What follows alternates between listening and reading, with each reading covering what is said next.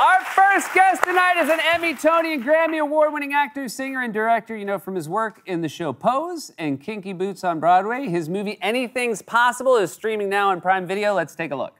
But I keep telling her there is no place safer than right here at home with me. Mom, law of averages. Fine, fair enough. Wait, what is that? It's just this rule we have where I'm not allowed to ask her anything that the average mom won't ask the average girl. Oh, I really gotta go. It's so nice to meet you, Khalid. Yeah. It's Khalid. What is it? Khalid. Khalid? You're both failing, but that's okay. You know what? Please welcome back to the show our friend Billy Porter, everybody!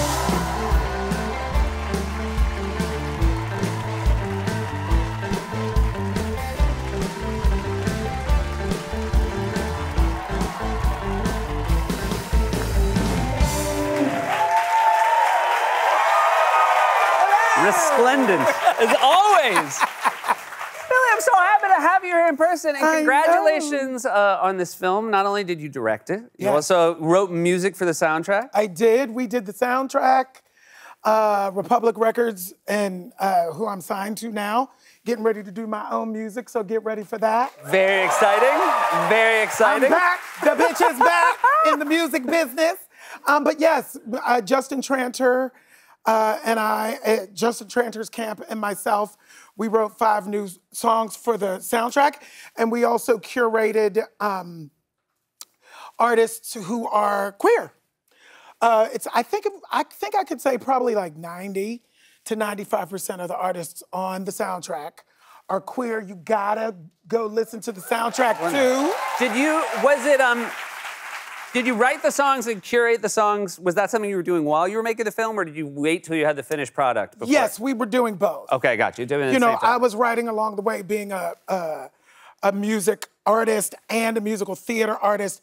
I've always told stories through music, and that's a really, really important part for me as I take on this director's thing.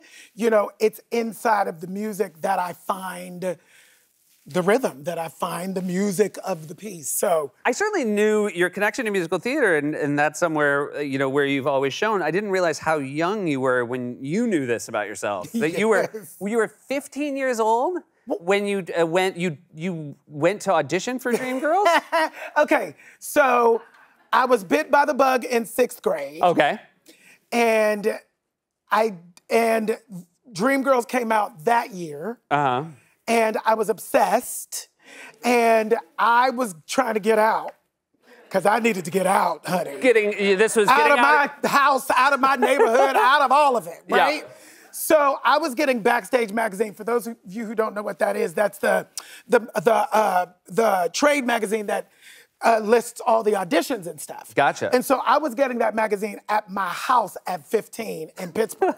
And I would circle the auditions that I would go to if I had lived in New York City at the time, and if I was old enough. So one day, when I was 16, a Dreamgirls audition came up, and it was on a Friday, and I had the Friday off, and I had my own money, and I lied to my mother and said I was going to a friend's house, and I went downtown, bought myself a train ticket, rode the train for 13 hours, went to the audition in Chicago. This is before cell phones or anything like that.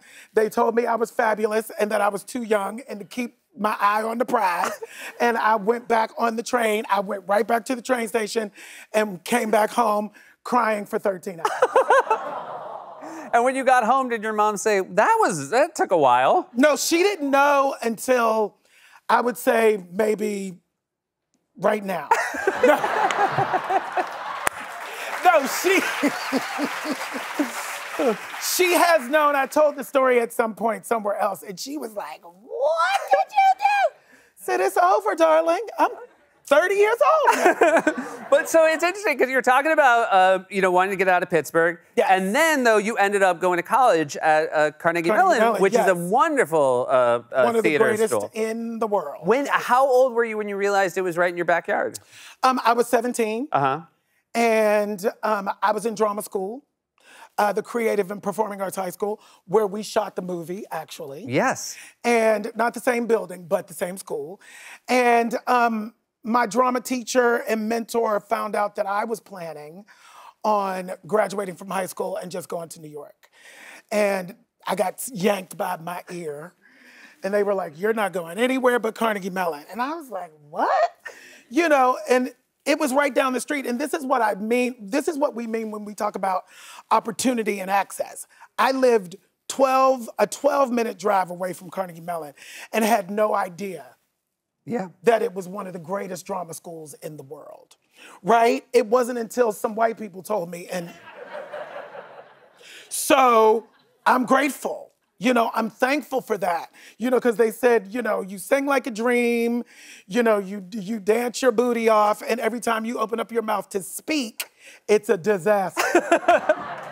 You need to go learn how to act. I'm so grateful somebody, you know, was looking out. I call them my angels. They were looking out for me. Well, I mean, that is the best thing a teacher can do. Sure, they can teach anybody, but the thing about talent, right? You either have it or you don't. And I think sometimes teachers, when they recognize it, and they're like, look, we're gonna help you down the path. Yes. You're gonna realize your own talent. We're not gonna give it to you, but we know the place to point you. I was so blessed to have people like that. I wanna talk about the movie and how you went back and did in Pittsburgh. We'll be right back with more from Billy Porter.